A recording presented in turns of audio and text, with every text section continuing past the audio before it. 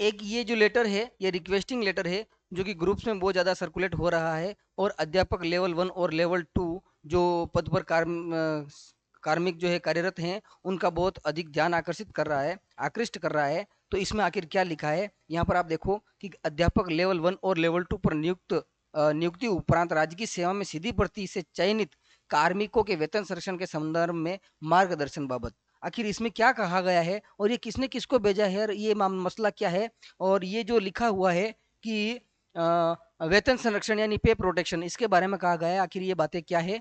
तो ये सारा मामला जो जुड़ा है वो अध्यापक लेवल 1 और लेवल 2 जो कार्यरत शिक्षक साथी हैं, शिक्षक शिक्षिकाएं जितने भी हैं, उनसे संबंधित है। तो इस बात को पूरी को समझते हैं अपन। नमस्कार, मेरा नाम है मुकेश और भैरव टेक बदेसर के यूट्यूब चैनल पर आप सभी का बहुत बहुत स्वागत है।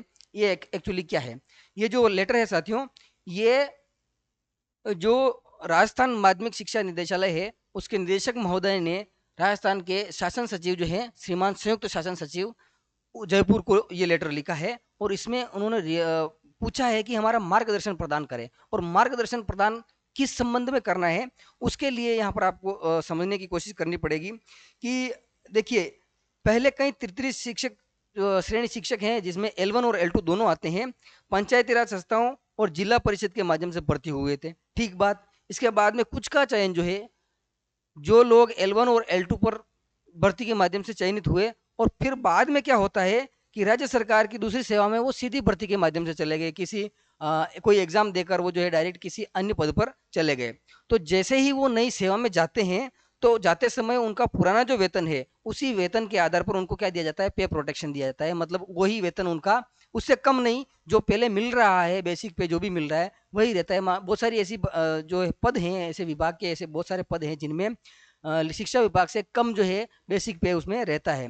तो उनको पे प्रोटेक्शन मिलता है कि आपकी सैलरी दूसरे विभाग में जाते हो, आप दूसरे पद पर जाते हो, तो आपकी पहले वाली जो मिल रही थी उससे कम आपको नहीं मिलेगी, यानी पे प्रोटेक्शन मिलता है। लेकिन हुआ क्या, हुआ यूं कि जो वित्त विभाग है उसने 1/9/2025 और 2/6/2026 को एक आदेश जारी किया, और उस आदेश में क्या कहा गया कि पंचायती राज संस्थाओं और स्थानीय निकायों, स्वायत्त साथी जो संस्थाएं हैं, ऑटोनोमस बॉडीज जो हैं, आदि के कर्मचारी गवर्नमेंट सर्वेंट नहीं माने जाएंगे। इंपॉर्टेंट बात यहाँ पर ये वित्त विभाग ने कही। इसलिए यदि वे सीधी भर्ती से सरकारी सेवा में आते हैं, यानी किसी अन्य पद पर जाते हैं, तो उनके पुराने वेतन का संरक्षण जो है वो नहीं दिया जाएगा, पे प्रोटेक्शन उनको नहीं दिया जाएगा। और इसी आधार पर कुछ कार्यालयों में ये जो वित्त विभाग का जो ऑर्डर आया, सर्कुलेशन आया, उसके बाद में पहले से जो पे प्रोटेक्शन दिया गया उसकी वसूली शुरू कर दी गई कुछ कुछ जगह पे, और अतिरिक्त भुगतान की रिकवरी वसूली करने के आदेश जो है वो जारी हो गए।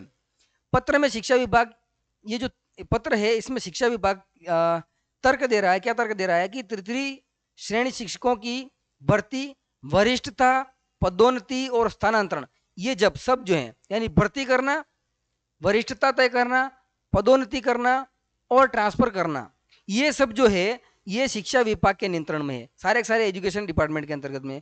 और उनका मूल जो पेरेंट डिपार्टमेंट है, वो पेरेंट डिपार्टमेंट भी कौन सा है, शिक्षा विभाग ही है। इसलिए यह स्पष्ट किया जाए कि वित्त विभाग के नए आदेश जो हैं इन शिक्षकों पर लागू होते हैं अथवा नहीं। यानी शिक्षा निदेशक महोदय ये पूछना चाहते हैं शासन सचिव से कि ये इतनी सारी चीजें कि सारे इनके पदोन्नति है, ट्रांसफर है, इनकी नियुक्ति है, सारे काम शिक्षा विभाग के अंतर्गत जो कर्मचारी हैं, अधिकारी लोग हैं, वो करते हैं। और जो इनका जो मूल विभाग है वो मूल विभाग भी शिक्षा विभाग ही है।